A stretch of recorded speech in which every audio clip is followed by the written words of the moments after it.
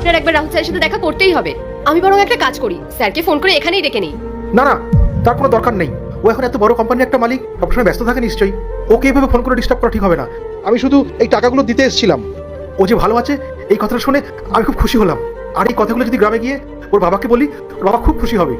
আপনি ওকে বলে দেবেন ও যেন একটু সাবধানে থাকে, যেন একটু খাওয়া দাওয়া ঠিকঠাকভাবে করে, না হলে শরীরটা ভেঙে যাবে। তো এগুলো না ওর বাবাই আমাকে বলতে বলেছিল। হ্যাঁ আমি বলে দেবো, কিন্তু আঙ্কেল আপনি মাত্র বললেন না যে স্যার এখন বড় হয়ে গেছে, আপনার সাথে কথা বললে স্যারের মান সম্মান চলে যেতে পারে। কিন্তু আপনি এটা একদম ভুল ভাবছেন, কেননা স্যার একজন খুবই ভালো মনের মানুষ। উনি এত বড় একটা কোম্পানির ওনার হওয়া সত্ত্বেও নিজের এমপ্লয়ীদের সাথে একদম ফ্যামিলির মতো বিহেভ করেন। উনি সবাইকে অনেক সম্মান দেন। ওনার কাছে কে বড় লোক কে গরিব এগুলো কিছুই ম্যাটার করে না। হ্যাঁ, মানুষ হিসেবে ও সত্যি খুব ভালো। তা সত্ত্বেও অতীত ওর সাথে খারাপ কিছু হয়ে গেছিল। ছাড়ো ওসব কথা। আচ্ছা মা, ওকে তোর বাড়ির লোকের সম্বন্ধে কোনো কিছু বলে? মানে বলতে চাইছিলাম, ওকে তোর বাবা মার সম্বন্ধে কোনো কিছু জিজ্ঞেস করে?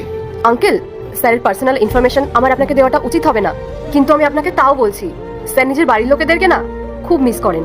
আঙ্কেল জানেন, স্যার মাঝে মধ্যে স্যারের বাবার কথা খুব বলেন। আর আমাদের কোম্পানির অন্য কেউ যখন স্যারের সামনে তার ফ্যামিলির সাথে কথা বলে না, স্যারের মুখ দেখলেই তখন বোঝা যায় যে স্যার ভেতরে ভেতরে কষ্ট পাচ্ছেন। ব্যাস শুধু এইটুকু কষ্টই স্যারকে দেখলে বোঝা যায়, বাকি সবকিছু তো স্যারের ঠিকই চলছে। আচ্ছা ভালো, ওর বাবাও চায় ও জীবনে অনেক বড় হোক আর সবসময় হাসি খুশি থাকুক। ও এত বড় একটা কোম্পানির মালিক, এটা তোমাদের গ্রামের গর্ব।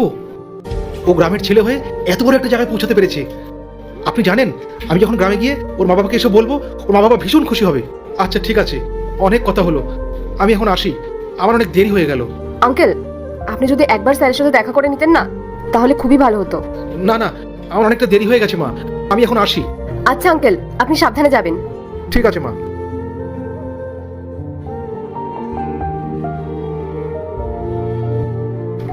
স্যার, এই ফাইলের মধ্যে ক্লায়েন্টদের সব ডকুমেন্টস রয়েছে, আর এই যে 2 লাখ টাকা।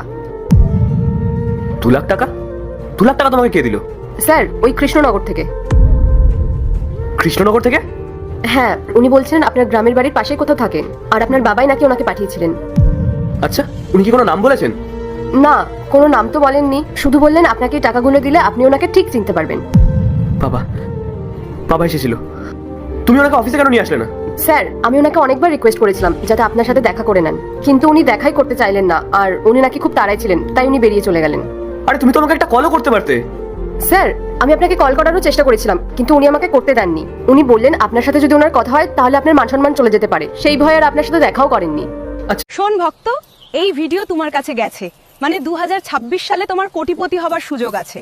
শুধু এই ভিডিও দেখা মাত্র শেয়ার করে দাও। যদি মনে অহংকার থাকে তাহলে পতন হবে। বিশ্বাস নিয়ে শেয়ার করো আর লিখে যাও, জয় মা লক্ষ্মী, 2026 সালে তুমি হবে কোটিপতি।